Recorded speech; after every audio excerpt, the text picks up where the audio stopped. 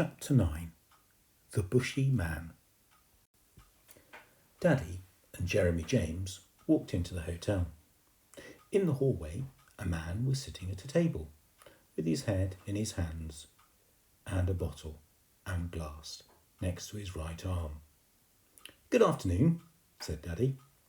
The man raised his head, and Jeremy James found himself staring at a square-shaped face with a bushy moustache and two bushy eyebrows. The two eyebrows were so bushy that at first Jeremy James thought the man had three moustaches. "What a life," said the man. "It's not that bad, is it?" said Daddy. "Maybe yours isn't," said the man. "Business is terrible." "Oh dear," said Daddy. "I can't pay my mortgage." "Oh dear." "The chambermaid left last week." "Oh dear, oh dear." "And my wife left this morning." "Oh dear, oh dear, oh dear." "What a life."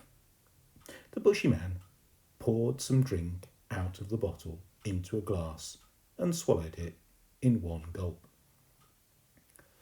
"I suppose you want a room?" he said. Daddy explained that he'd already reserved a room by telephone, and the man looked in the book and said, stood up and sat down. "Room 44, he said. "4th floor, keys over there. I'd guess it for you, but I'm having difficulty in standing up." Daddy went behind the table and took a key down from the board that was full of keys. "Lift's not working," said the man. "Nothing works in this hotel, including me." What a life. Daddy and Jeremy James made their way to the stairs. "People aren't very happy in London, are they?" said Jeremy James to Daddy as they stomped upwards. "Some of them are," puffed Daddy. "Well, the bushy man isn't," said Jeremy James, "and the taxi man wasn't, and the prime monster wasn't, and the politicians weren't. The pigeon lady was happy," panted Daddy. "And the people in the underground, and we're happy, aren't we?" "Yes," said Jeremy James, "I'm always happy." "So there are some happy people in London," gasped Daddy, "though I shall be a lot happier when we've reached the 4th floor." Room 44 was at the end of the corridor.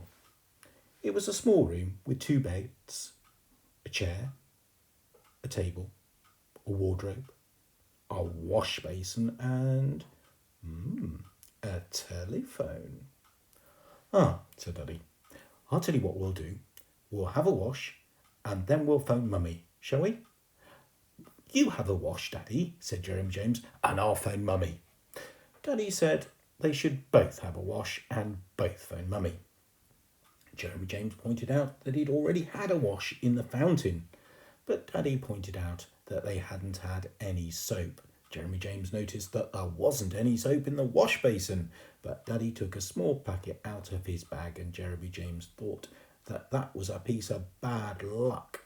But Daddy said no, it was a piece of soap.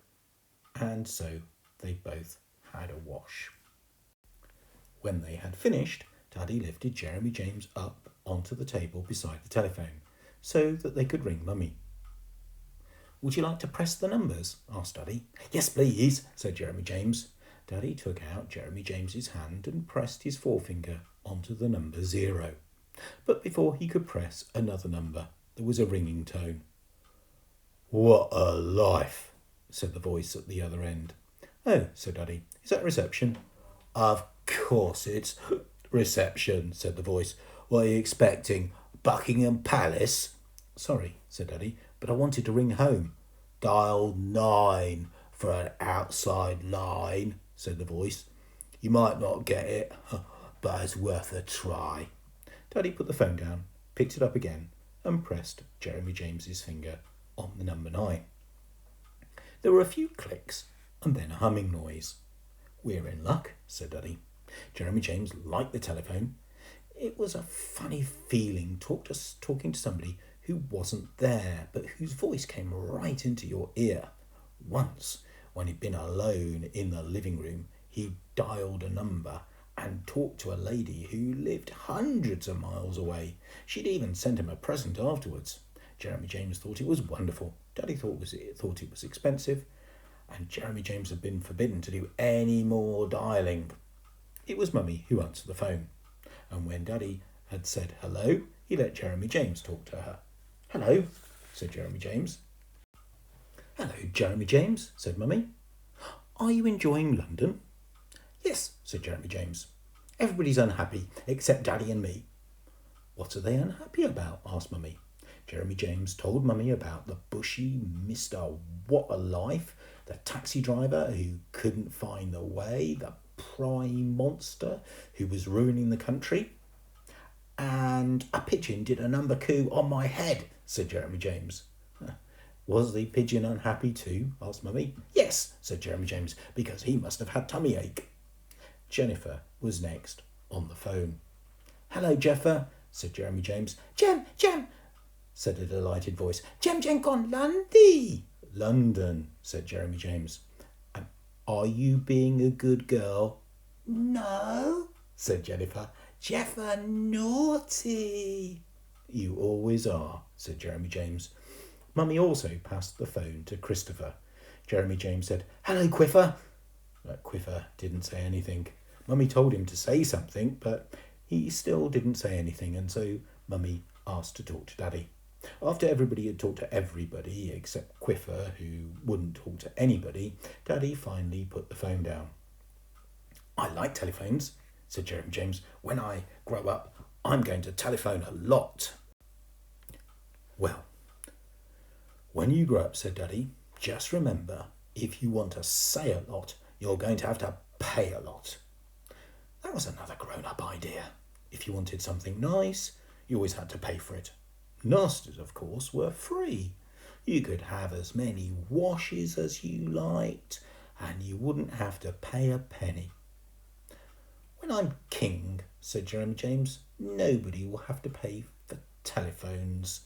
And secretly, he added that when he was king, soap would cost a fortune.